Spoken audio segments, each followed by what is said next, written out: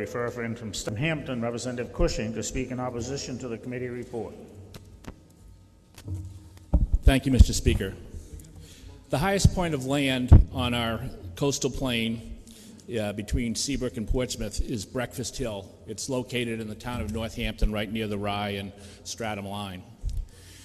In the 1950s, a gravel pit was opened there by the Coakley family, and they excavated a fair amount of gravel. And then turns out the bedrock was very close to the surface, so they decided also to blast out and extract the bedrock.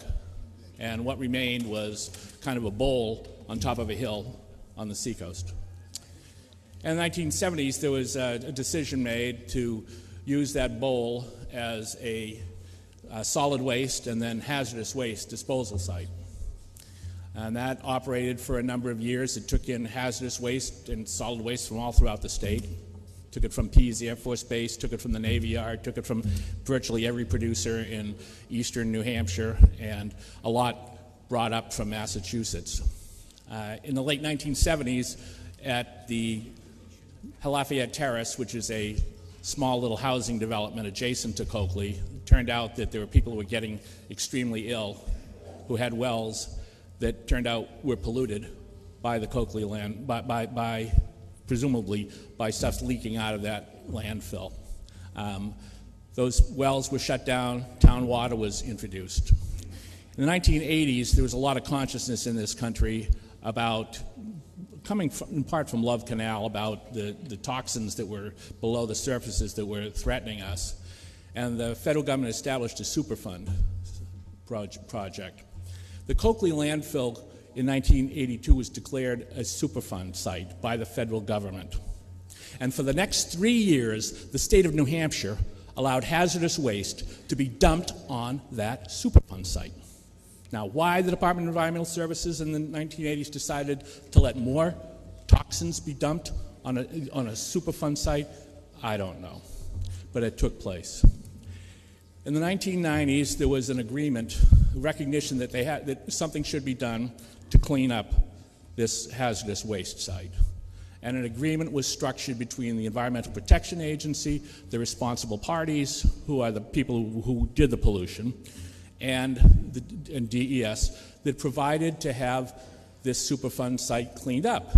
I will note parenthetically that in 1980, the state of New Hampshire passed a law that required that all toxic waste and all sanitary and all solid waste sites have liners under them. This is 1980.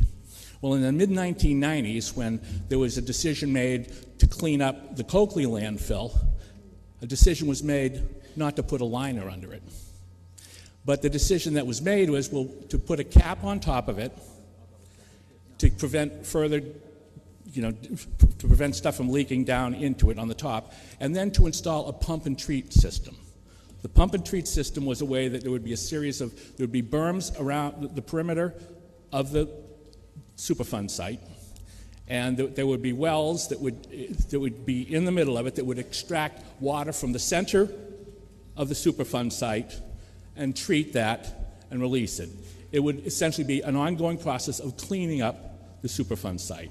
And at the same time, there would be a restriction of development around the Superfund site because you didn't want to have new houses built there with new wells or other developments that would draw water out from underneath this cap.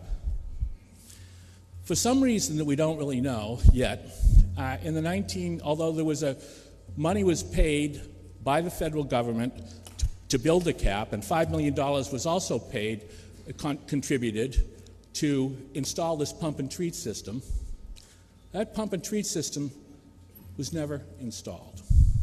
And so now, 25 years later, we've got a Superfund site that had a plan to clean up and make it and protect the health and safety of the public that never took place, and we have the emergence of a cancer cluster.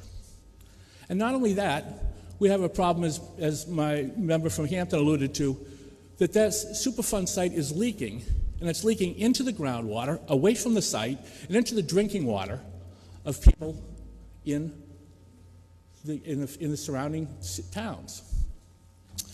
What the legislation before you does is direct the Department of Environmental Services to do what it said was going to be done 25 years ago, to clean up the site and to install that pump and treat system. And I know that with respect to the majority report, which alluded to some decision that this would violate the consent decree, I disagree with that. That's just not based on fact. If I can just read from the consent decree, the notion is that the state of New Hampshire must have surrendered all its rights to protect the public health when it signed the consent decree. But the consent decree said that the state reserves all rights against the settling defendants. And this consent decree is without prejudice to all rights against the settling defendants, including but not limited to the following: liability arising from the past, present, or future disposal, release, or threat of release of waste materials outside the site. Now, when there was a Seacoast cancer cluster, the governor appointed a cancer cluster to look into reasons why there was a cancer cluster in the Seacoast. One of the first things that the cancer cluster asked to have done is they asked to have the Coakley Landfill tested for PFCs. There was an experience already in Pease where there were PFCs that were there that had been contaminated people. And although that had never been done, there was a compliance. There was a test for PFCs at the landfill, and guess what? Riddled with PFCs.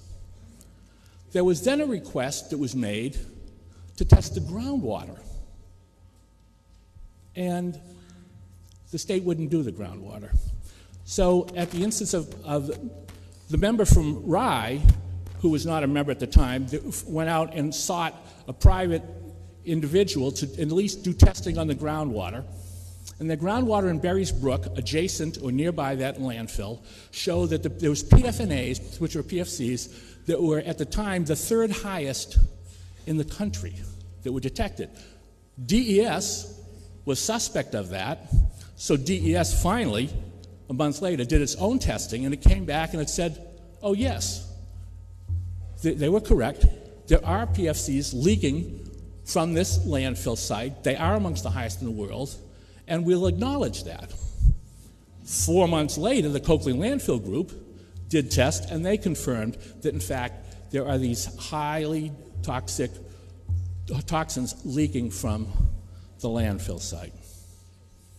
Last July, in response to a letter that was submitted to our own DES by a number of Seacoast lawmakers, our Department of Environmental Services confirmed that there were toxins leaking. There were toxins that were outside the Coakley landfill site, and it said that this is unacceptable and we're going to have to do something to clean it up.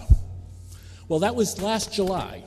What this legislation does is it instructs the DES to do what it said needed to be done last July and to get on it right now.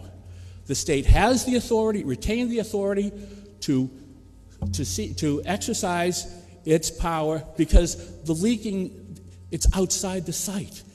The plan was, with a stipulation, is that the poisons and the toxins would be contained within the site. They didn't do what they said they were going to do. It's leaking now. It's a threat to the health and safety of the people in the Seacoast. We need to stop talking, start acting. I ask you to defeat the interim study motion so that we can go on and pass this bill and start cleaning up Coakley. Thank you.